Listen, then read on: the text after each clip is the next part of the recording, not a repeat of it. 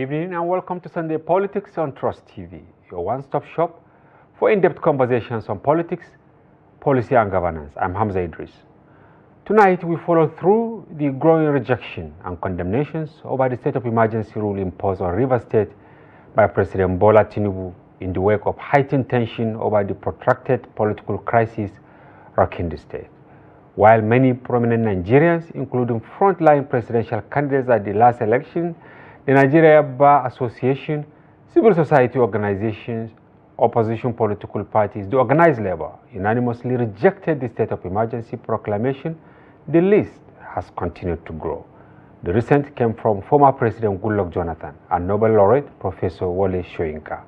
While Jonathan lampooned the three arms of government for failing to do the right thing in the Rivers political crisis, Soyinka blamed it on systemic and constitutional lacuna that undermines true federalism. On Sunday Politics Tonight, we take stock of the various reactions that trailed the imposition of the state of emergency and the role played by the legislature and the judiciary in what has now put Nigeria on a global democratic watch list. And we have in the studio a public affairs analyst and columnist, Iliyasu Gadu, who joins us here to analyze the issue. And much later in the program, we hope to be joined by Honorable Ikenna Azomchine, a member of the Advisory Council of the Obidient Movement. He will be joining us from Awka in Anambra State. Welcome to the program. Yeah, good evening, viewers. Welcome to the program, and I'm glad to be here. But before we delve into the conversation, here are some major developments in the polity. Former Sokoto State Governor, Senator Aminu Waziri Tambuwal, has revealed that the Senate failed to meet the constitutional two-thirds majority required to approve the Bola Ahmed Tinubu state of emergency proclamation in Rivers State. The Senate, in a closed-door session last Thursday, deliberated on Tinubu's proclamation and later approved it during plenary through a voice vote. However, Tambuwal, who represents Sokoto South in the 10th Senate, argued that the necessary two-thirds majority, which is 73 out of the 109 senators, was not met, thereby violating Section 305 of the 1999 Constitution as amended. The Section 305 of the Constitution is very clear, according to him, and unambiguous on how a state of emergency should be declared and the legislative process required. According to Tambuwal, the Constitution mandates that at least two-thirds of the Senate of the House or the House of Representatives must approve such resolution. And I quote him, "I observed that there were not enough senators present to meet the constitutional requirement. From what I saw, there was no such number on the floor on that day."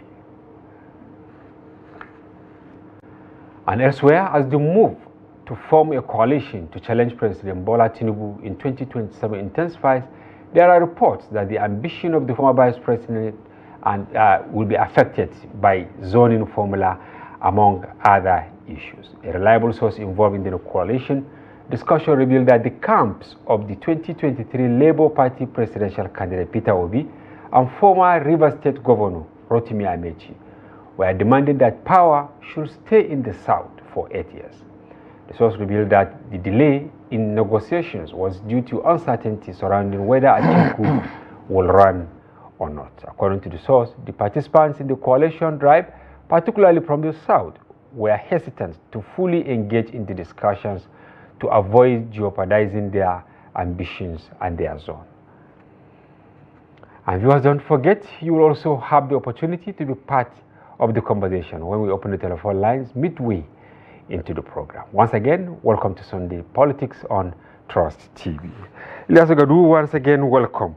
I am tempted to start with the last tidbit so that when we get to the first one on the National Assembly debate, we can now seamlessly go deeply into the conversation, which is the topic of the day, coalition. You know, particularly in Daily Trust, we were careful on Friday, you know, to report that Atiku announced coalition instead of saying Atiku, you know, Obi and others form coalition. And now, lo and behold, you can see other contenders are being skeptical about that coalition thing because they know ultimately maybe Atiku will have his way at the end of the day. What is your take on this drama? Well, I think It's quite unfortunate that the players in the coalition game, so to speak, are dithering over what needs to be done. Right now,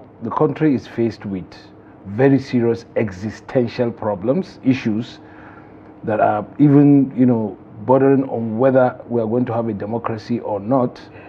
And,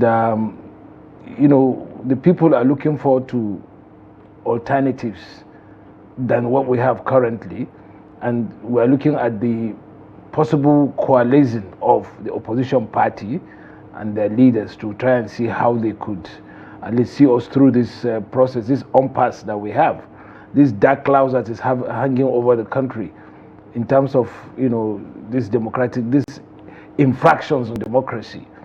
And some of these people who have been part of the political system, who know what it takes and who see the issues, appear to be thinking about themselves, appear to be thinking about what's in it for me rather than what's in it for the country. And this is very unfortunate. That's the unfortunate situation we have.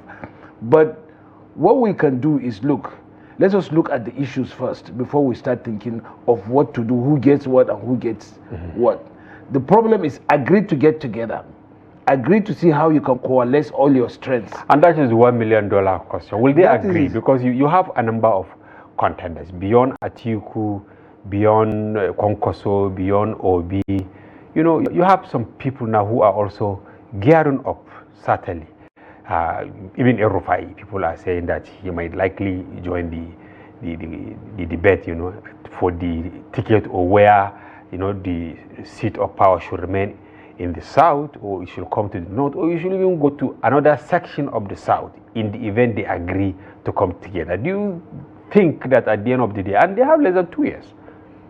Well, that's what we're saying, because it appears that we have to be able to start digging, getting our acts right now. Otherwise, if it lingers, the possibility of having a solution or coming together and choosing the right kind of candidate to lead the coalition will be very difficult. And then instead of having a coalition, we're going to have splinters. And then, then we'll continue having the current situation going on. And the ruling party will just sit down and say, well, we are here, get your acts together. If you can't get your acts together, we can't help you. So really, I think what needs to be paramount in the minds of the opposition figures is that they should work together, subsume their interests, and pick the right kind of candidates to lead the opposition, to give us the alternative that we need. Otherwise, they and all of us will be consumed. And at the end of the day, maybe the power that be will continue. Will be, and then there is no relevance in what they're doing, really. All right. Viewers, our Zoom guest, Ikenna Azomchine, a member of the Advisory Council of the Obidient Movement, has joined us from Awka in Anambra State. Honorable, welcome to the program. Hello? Yes, can you please unmute yourself, Honorable? Hello? Okay, maybe the studio will quickly help us to, advise him to unmute himself. Now, finally, on this coalition thing, if he joins, I will ask him a question on it. But from your end, do you think that we should even be discussing about whether the power should remain in the south or should come to the north? Or this is the time to start thinking of, look, who will take Nigeria out of the darkness? Again, I say it's very disappointing that what is ahead, what they put ahead, is where power goes to and who gets that power. What should be paramount in their minds when they sit down to talk about this coalition structure is how do we approach the next election? What are the strategies we are going to deploy to get at this election, especially looking at the conditions in Nigeria now? Democracy is fast slipping out of our hands. The country is not, economically, it's not functioning as expected by the people. The people are more interested in how to alleviate their situation, how to be able to find an alternative source, an alternative structure that will lift the heavy burden of the harsh economic policies on their shoulders. That's the most important thing. And whether the person or the persons that will lead the race are going to come from the moon, it's immaterial. As long as they are Nigerians, as long as they're people who we can trust to lead us out of these low-cost years, that's what is more important. Then we have enough time to think about who really looks the better choice for the crusade we have. But if we begin to talk about who gets what, where gets what, then at the end of the day, the whole talks will sharing the cake. Yeah, sharing the cake before many it's even Nigerians baked. will continue to suffer. Before it's even big. They should look at the conditions of Nigerians. A lot of them are okay in terms of, you know, in terms of their conditions of life and all that. But Nigerians out there for whom this should be the most important thing, are pining away. They are really suffering. And that's what should be paramount in their minds. Okay, this is closely related to now the happenings in the National Assembly. You know, there was voice votes last week, which actually stamped the decision taken by President Tinubu in respect to Rivers State. But now we are beginning to see some voices coming out. The most latest is that of Aminu Tambuwal from Sokoto. He said he was there, no 2/3. So, well, the National Assembly has set, you know, has set the record of doing things in an underhand way. A reverse gear. Yeah, you know, you've seen some of the things, the resolutions or the decisions taken by the National Assembly, preceded by the Senate President and the Speaker, are moves that first of all run against the rules even of the National Assembly, and secondly, they do not even, you know, comply with the basic tenets of democratic practices. For instance, this voice vote on an issue of this nature, of this paramount importance, there needs to be open debates. Because we've seen it happen before. During the third term attempt by Obasanjo, all the senators were given the opportunity to make their pitch. They dedicated their time. Yes, they did. Every one of them was given time to make his own contributions to whether Obasanjo needed third term or not. It was open, it was televised. At the end of the day, it was not even a voice vote. It was by hand. Let Nigerians see what their senators are voting for. But then, the National Assembly under Senate President Akpabio short-circuited all that. They were working to an answer. They already had an answer and they needed to deliver it. So whether they dispensed with the necessities, the real, you know, the procedures of giving us a very robust debate so that we can look at the legal, the constitutional, and the political implications of this very important moment in our national life. But we didn't have that, we didn't see that.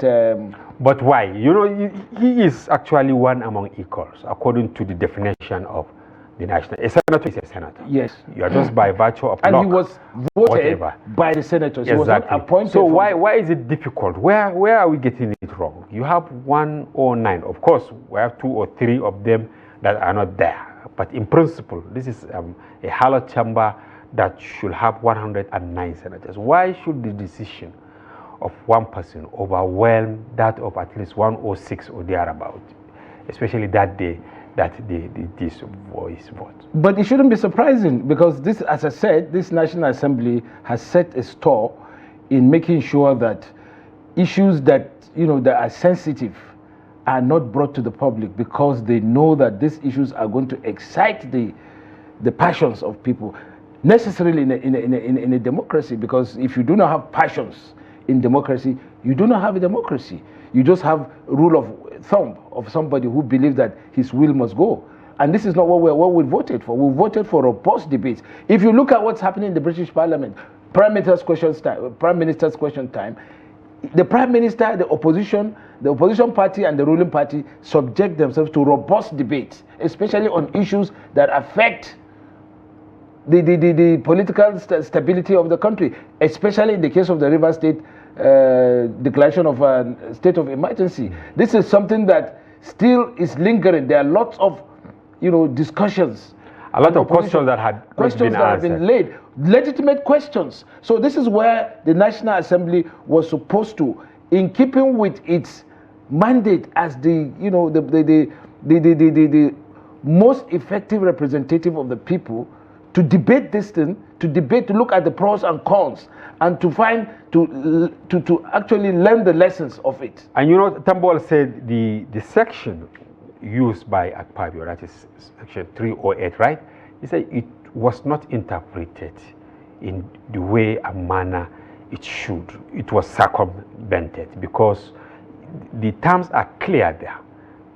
People must talk, and then 2/3 must be, acquired before you can now declare the state of emergency. But beyond that, it didn't say that you should remove a constitutional authority. And he said, why is it difficult for the Senate to look at its precedents, like what happened in Borno in 2013, right? Where state of emergency was declared, but political authorities were allowed to remain and to continue discharging their responsibilities. Yeah, because, that is why Nigerians, there was need for robust debates as to whether the action undertaken by the president fulfill in totality the sections of the Constitution that guides this process. And also, law is about what is written and precedents. We had a precedent in this case, in similar cases, where President Goodluck Jonathan declared state of emergency in 3 states. And he, in obeisance to the constitutional provision, decided not to remove the elected yes. or representatives of those states. And that is what the Constitution said, because an earlier mistake or illegality was perpetrated when Obasanjo, declared state of emergency in Plateau and removed Dare, the governor, and the state assembly. But because this happened, and subsequently the legal, lessons were learned from that, when President Goodluck saw the necessity of declaring state of emergency in this state as a result of the security issues there, he was careful enough not to dissolve, or rather remove, the elected representatives of these states, which is what the Constitution said. But in this case, without regards to the precedents, without regards to the precedent set by President Goodluck Jonathan, and without regard to a debate on it where this should be corrected, these issues will be brought about and debate. So as to build on the yes. legacies that's what I'm talking about. Legal profession rests on precedents. What happened in 18-something or whatever, and this is brought to a court where this. But it appears that we have dismantled it. Yeah, we've dismantled it, and that is why the Senate president must come for censure, and that is why you can see prominent Nigerians, including President Goodluck Jonathan, who is actually a key player in the whole proceedings, in the whole matters arising, has come out to voice his opinions. Yes. Now maybe talking about Soyinka too are doing the same thing. Now talking about Jonathan, he was circumspect in a way, during his deliberations at this Santomari dialogue, saying it is not common for past presidents to talk about current presidents so as not to hit up the polity. But obviously at the end of the day, the message came out, because he said he was not happy with the executive, he was not happy with the legislature, and most importantly, the judiciary. Can we say this has shown the level of, decadence in the polity, that someone like Jonathan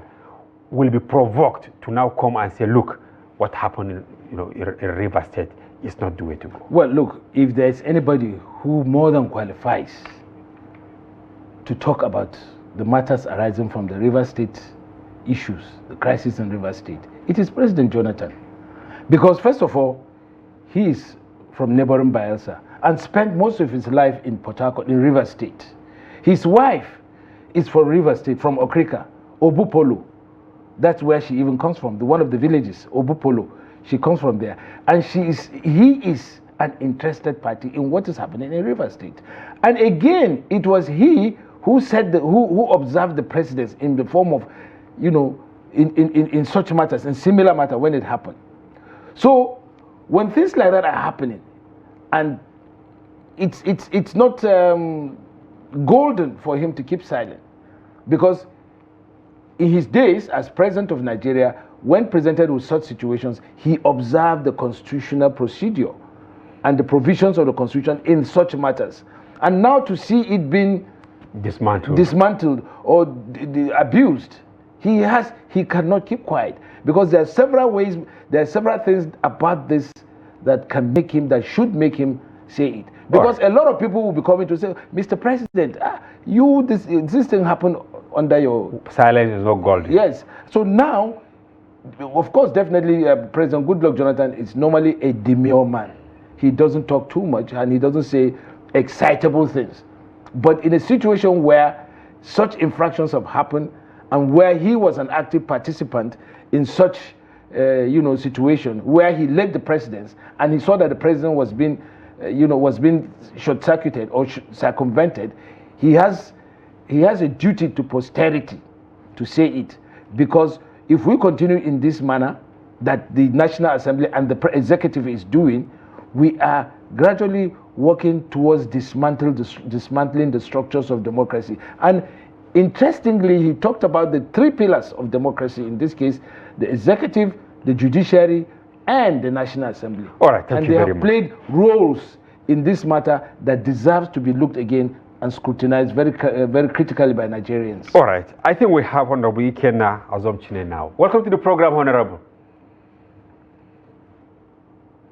Hello. Yes, the network obstructed us having you much earlier. Yes, can you hear me? Can you please unmute your mic so that we can hear you here? Okay. Or you boot out and then rejoin. I think there is a problem from your end. Yes. All right. I'm sure the studio will sort it out. Now, what is the big message now? Look at it. You have Jonathan. Look at what Soyinka said. I was frightened when I saw the words he used. It's like they said they are trying to dismantle, as you said, the Constitution itself by this act of commission or omission. Why is the legislature, the executive, and the judiciary in bed? Is it normal? It's not normal, because the Constitution clearly defines their roles. It gives the executive its powers, allocates the judiciary its own powers, and the National Assembly also its own powers. So all of them are supposed to complement each other, but they are not supposed to be subsumed by any of them. And that is none of them should be subsumed. So if we have a situation whereby clearly, as it is now, the executive is subsuming the National Assembly, which is the legislature, and the judiciary, then what we are going towards a situation where democracy would no longer would not be feasible in this country. What we are going to have is something else, and it's very dangerous development, because we know what we did. Everybody, Nigerians fought for this democracy. We fought for this democracy, and this is what we desire. And to come to have somebody or some groups of people emasculating the democratic rights of Nigerians, then we're back to the dark days of despotism, military despotism, being replaced by civilian despotism, which is even more dangerous, because the civilian despotism is something that comes at you like a thief in the night. You least suspect it, and before you know it, you are subsumed. But military, we know who they are. They are over there in green uniform, and we are over here in white dress like my own. So we know where the line is drawn. But with civilians, there are people like you and I who have voted them, and who we believe are going to, they are going to, advance our interest but they are stealing their way into or encouraging anti-democratic acts. That's why people like Wole Soyinka... And some people are saying, of course, internet doesn't lie. People are now excavating utterances of Tinubu, for instance. You know, even not as far back as during Obasanjo's days. When Jonathan declared the state of emergency in Borno, he used, you know, strong words to condemn everything, you know, in totality, saying that Jonathan was planning to actually subsume opposition states, because he mentioned that Yobe, Borno, they have never been in the ruling party, but Jonathan wanted to use the state of emergency in order to annex them into his PDP. Do you think that he will now exercise some retrospection if he sees some of these? But virtually everything Tinubu has said in the past, from removal of oil subsidy, which he called oil tax, under Jonathan, to this issue of condemning state of emergency declared by President Goodluck, and many other things. Even the tax issue. Even the tax issue and many other things, which he condemned robustly. He is now practicing them without even a sense of introspection. And he is doing it in a, you know, I don't care, devil may care, in your face disposition, which really makes me think, what's wrong with this man? Because you, in the past, there are incidences where you have come out to condemn these actions, not just on political issues. Some people will say circumstances alter cases.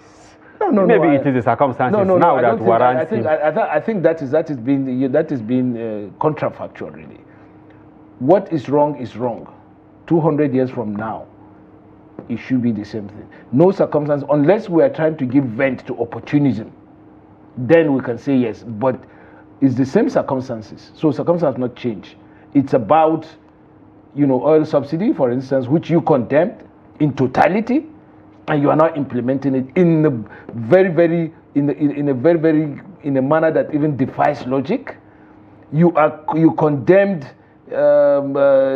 imposition of a state of emergency in certain states, even when the person who did it was careful to observe some decorum and constitutional provisions.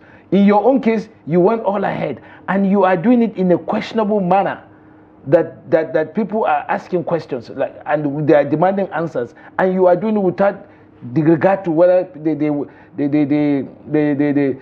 have a right to talk about these things or not. Look at the issue of Rivers State. His statements, you know, bore him out as somebody who is actually partisan. Okay, you're now making reference to the national broadcast. Exactly. It was partisan because he concentrated only on what he felt was what Fubara. Well, what do you expect from him? You know, as a curious observer of happenings in Rivers State, and most importantly, you know, you stayed in Rivers for a number of years. That is why I'm pained, because this is an issue in which he himself, Nyesom Wike, Chief Nyesom Wike, who was the Federal Capital Territory Minister, had in the past condemned such actions. He, in fact, refrained from allowing people, his senior political elders, to interfere in his own government. So why on earth would he want to interfere in what his successor is doing? So these are things that Tinubu, if he's supposed to be above the fray. If he wants to, you know, to get re-elected in 2027, this is not the way to go about it. It should not be at the expense of the well-being of Rivers people. All right. Call the two of them, Fubara, and tell them, look, guys, go ahead and sort yourselves out. You concentrate on what you're doing here in Abuja. You go ahead and do it. We are watching you. But he, ab initio, was directly involved in what was happening. He had a mind about what is going. And when the outcomes of his activity, of his political interference is now clear, he wants to use Wike to create the instability, so that the state of emergency will be declared. And by the way, let me even spell the whole thing out. The intention to impeach Fubara ran by assembly members ran into some Hard Rock, because if the initial intention was to impeach the governor and his deputy, paving the way for the speaker, Amehule, to become the governor. But then the reality was that Amehule, who is Ikwere, that's the reality of Rivers politics now. If he becomes the governor, after these two have been impeached, it will now raise tensions, more tensions. Because of the, tribal or whatever. Tribal issues. All right, let's stop you a moment and try and see if we can have Honorable Ikenna Azomchine. Welcome to the program, Honorable. Good evening to you. Can you hear me? Very well, and apologies from here, even though we know that the problem must have been from your end. The devil network wasn't in our favor. Quickly, because we have gone deep into the program, you have heard it now, quite a number of influential Nigerians. Is it the NBA leadership? Is it former President Jonathan? Is it Obi? Is it Atiku? And quite a number of people. They have all ran in on the crisis. What do you think Tinubu should do as far as Rivers State is concerned? Well, from my perspective, it is difficult to ask Tinubu to do anything because the man in the villa knows what he's doing. And we Nigerians, we are watching. Posterity will follow whoever. Go ahead. You know, it is always the same talks about democracy, rule of law. Like the other man said, your guest. Yes. President knows what he is doing to have a grip of the electionary process come 2027. And he is doing all he can to hold on those areas he knows that are strong points of concern. But what we are saying now as Nigerians, so can't we now have a democratic period that we develop the country and leave politics alone? But no. The APC government is so afraid of the opposition, they won't even allow the political parties to thrive.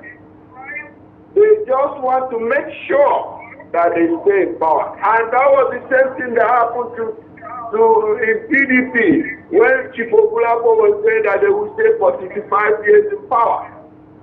As soon as you do not give the Nigerian people the dividends of democracy, no matter how pushful, no matter how forceful you are, you cannot force Nigerians to vote for you. The only reason I feel this is going on is because people are afraid of what will come.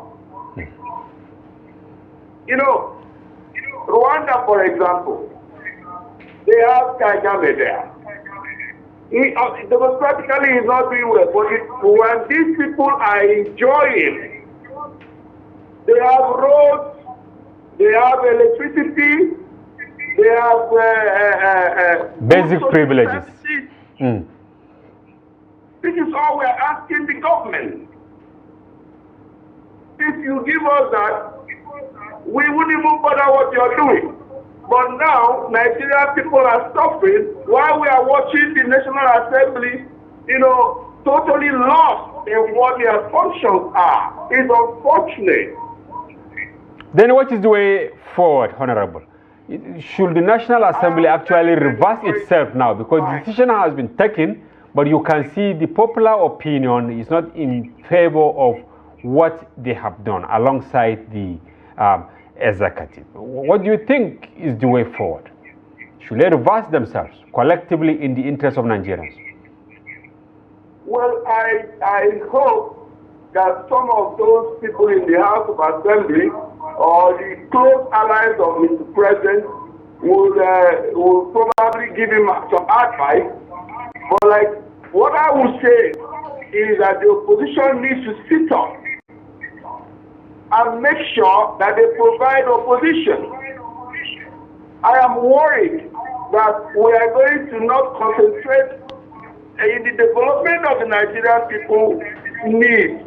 We will continue to dwell in games of politics. Let us remember that the Nigerian people are suffering. I always say this.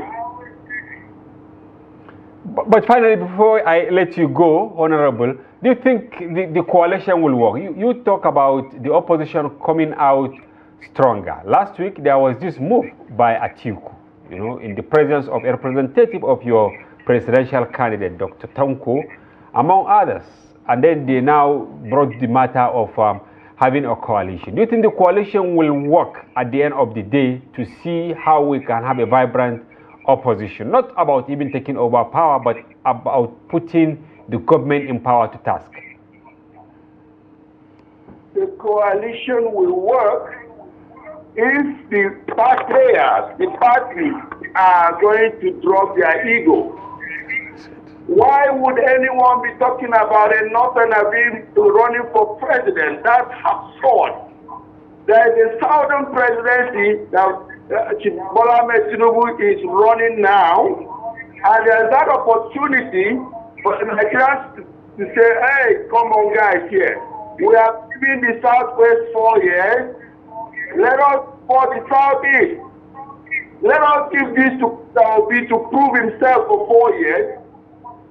I am a young man that grew up in northern Nigeria. I was amazed when I met Toby in Oka, and he was talking about the farmlands of northern Nigeria. So for me, I feel that the audience is in the north to really ask themselves, so at this point, what do we want? The North has to tell Mr. Atiku to please be a statesman, support P2P, and let us try that. When we come to a consensus, then we come and give President Bola Ahmed Tinubu the fierce campaign season. We will prove to the Nigerian people the need that they must look for another government or try something else. All right, thank you very much, Honorable Ikenna Azomchine, Member Advisory Council of Obidient Movement. We have to have you some other time. Of course, we struggle to take a word or two from you. Bye-bye for now. Yes, and viewers, it is now time for you to also contribute as we inch towards the end of the program. Call using the telephone line that will be displayed on your screen. But please go straight to the point. Give your take on how we can get out of the mess in River State. Use guided language and then don't call out names. Thank you very much as we await your call. Now, Iliyasu Gadu, already the governor, for instance, the sole administrator in River State, he has started spending money. We were thinking, based on the call by the National Assembly, the president earlier said that he should be reporting to him. But then Senate, they were courageous enough, before the voice vote, or after the voice vote, to now say, rather he should be, it was not even Senate, it was House of Reps that he should be reporting directly to them. I don't know whether he has reported to them, but then what we had is that he has started releasing money to local government areas, to agencies, that even the House of Assembly will be completed. Is this a misnomer? But before you answer this, it's like we have a caller, and let's see whether we can have him. Hello, welcome to the program. Hello? Hello, good evening and welcome to Sunday Politics. Go ahead. Hello? Okay, before they sort that out. Yes, well, that is why Nigerians wanted, if two wrongs do not make a right. If Mr. President, didn't do the right thing as per the emergency declaration, there are some gray areas in his declaration. the onus is on the National Assembly, the two chambers of the National Assembly, the Senate as well as the House of Reps, to now take it up and make sure that there are the issues that was left behind, that was not implemented as per the Constitution in Mr. President's declaration, should be done. Should be respected. Should be respected and be done. It's like we have the caller now. Hello, welcome to the program. Hello, good evening, sir. Yes, good evening. Who is on the line? Good evening, madam, and good evening to our guests. Yes, Iliyasu Gadu, yes. You're welcome. My name is Sunday. I'm calling from Ikenna Azomchine. Okay, welcome to the program, Mr. Sunday. Yeah. And my brother. Yeah, so what is your take? In Nigeria, if we don't tell you that we have, for these 2 months, it's just as if we have been on it to like 5 years, because every day they are making the same headline that bring reaction from all over the world. At least if you do something, that's why even if it's not your product, the way it is, you hear advice, even if from opposition, you take the rightful one, then you use it as an addition, back your work. Because what you did in Rivers, so many people condemn it, which is, you do it in your own power, that, oh yeah, Nigeria, go and do whatever I want to do. Or in our faces that we should do whatever I want to do. Instead of him to do something as if we are the one that lets me, he do it as if he's the one that keep himself there. So our hope now is not rely on all this, we are hoping for this collection so that it will work to save us on this mess, because these 2 years have been like 5 years for we in Nigeria. More than one time. Thank you very much, Thanks, Sunday. He said 5 years, 2 years, more than 5 years, meaning that it is as if Tinubu is in the first year of his second term. But what I took from what he said is, why are we always in the news, albeit for the bad? No, but the key thing in what he said was that the president seems to disregard the feelings of Nigerians. He does not conceive his policies or implement his policies with the feelings of Nigerians in mind. Is that, look, I've done it, and you guys can go. And I'm the president. Yeah, and I'm the president. Okay, we have a Even caller. military did not do that. Okay, hello, who's on the line? Hello, good evening. Hello, good evening. Welcome to Sunday Politics, yes. Thank you very much, sir. Okay. Good evening. We are with you. What is the name? My name is Okefiji Ademola from Oyo State. Okay, Mr. Ademola. Go ahead. What is your take on the conundrum in Rivers State? Okay, thank you very much. So, in my own contribution, I will advise the president to even suspend the FCT minister, Jason Wike. Why?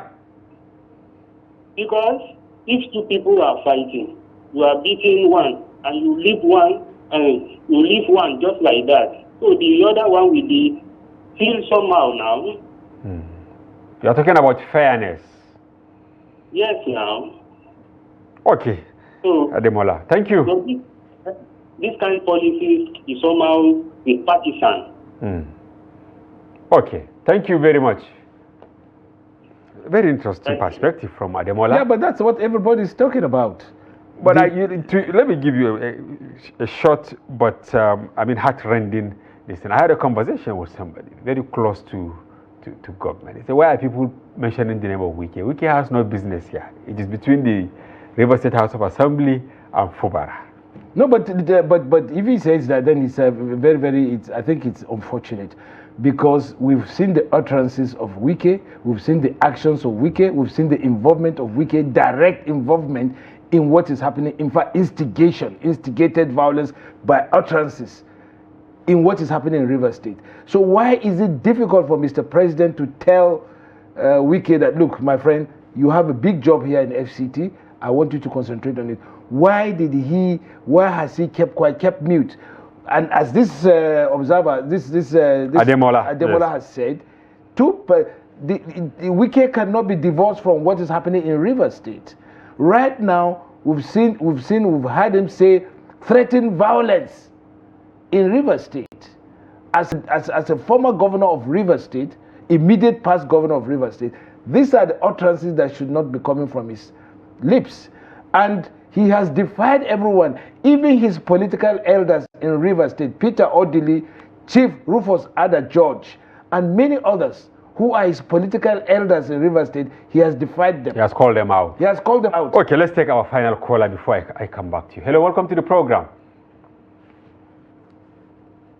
Hello. Hello, good evening, sir. Yes, good evening. Welcome to Sunday Politics. Hello, sir. Where Where is Trust TV? Okay, yeah, welcome to the program. God bless you. Okay. What is the name and then what do you have for the program? My contribution is you have issue, the same issue. Look at what is happening in Nigeria. My major challenge is there is a big slab what is happening. Look at this Burkina Faso, what is happening in Burkina Faso. The young man do something peacefully. What happened? We are the giant of Africa. Things are falling apart here and there, here and there. What happened in Port Harcourt? How many souls are wasted? How many Nigeria economy that were wasted up to now continue wasting it? So look at it. The same issue happened in Port Harcourt, applicable to Benin State. Why not this is what happened to Port Harcourt? Let the same thing apply to Benin State. Let's see in Benin State. I'm for Emmanuel from Benin State. All right, Emmanuel. Let's see. Yes. Okay. The same issue happened between head of the Federation and Mr. Governor. The same thing with in Port Harcourt between Wike and Mr. Governor. But you cannot do anything because of politics. People are dying. People are crying that there is nothing like food to eat. You are not caring about that. But they are caring about politics. All right. Trust TV, may God bless you. Thank you very much. And bless all in area. Thank you very much. Okay. You had him. Cite an example of happenings in other countries. But back to Wiki. Some people believe that actually he might be an albatross of the president in the event he dispense of him. Well, we're watching. Nigerians are watching, because one important lesson or one important thing that has come out of this is that there is some kind of unholy alliance, if I will use the term, between Wike and the president, and all that pertains to the 2027 election. Wike is the point man, the focal man for the 2027 political ambitions of Mr. President, and he cannot, for the foreseeable future, dispense with him, because if he does that, then it means he has kissed his 2027 ambitions in River State goodbye. And by the way, this is not just River State alone. There is also Kano, there is Kaduna. Are you trying to say that maybe something similar might happen if care is not taken? Yeah, it's there. It's as clear as daylight. These states I'm talking about are states that have potential. In fact, there are similar situations to what they have in River State. And eventually, now that Mr. President has, provided gone this way, it's very likely he cannot stop. He cannot do otherwise when such situations, prove themselves. And the seeds have been planted. For instance, exactly. in Kano, just today we had the story that even the two contentious emirs, they are planning to do Daba, during the Eid celebration. And when you go to Oshun, the same problem with the local government. Yeah. Exactly. So now that you have implemented the state of emergency in River State in such questionable manner, you have to continue when it happens in Kano State, Osun State, and possibly Lagos State, loading.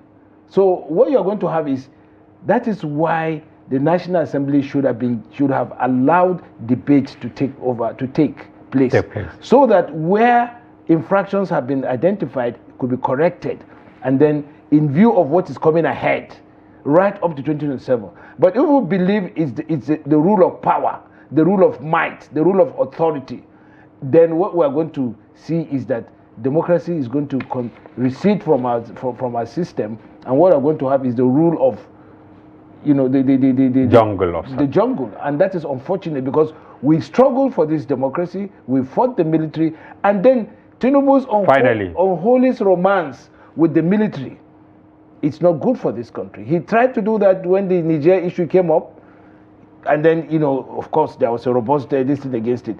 In the River State now, we see a clearly premeditated action to move Fubara and to deny the Rivers people their own democratic rights, in favor of a military coup, or a coup that favors a military solution. So this should And be a that's word of dangerous. caution. All right, Yes. thank you very much, Iliyasu Gadu, columnist, and of course, public affairs commentator for Thank you commenting very the much, program. sir. We have to have you some other time. Thank you very much. And viewers, earlier the program, we had Honorable Ikenna Azomchine, a member of the Advisory Council of the Obidient Movement, for those who succeeded in getting across. Thank you. And for those who tried but could not make the call, try your luck next week. And that's a wrap on today's package. Join us tomorrow for another interesting package. That one, Daily Politics. From here, bye-bye for now. I am Hamza Idris.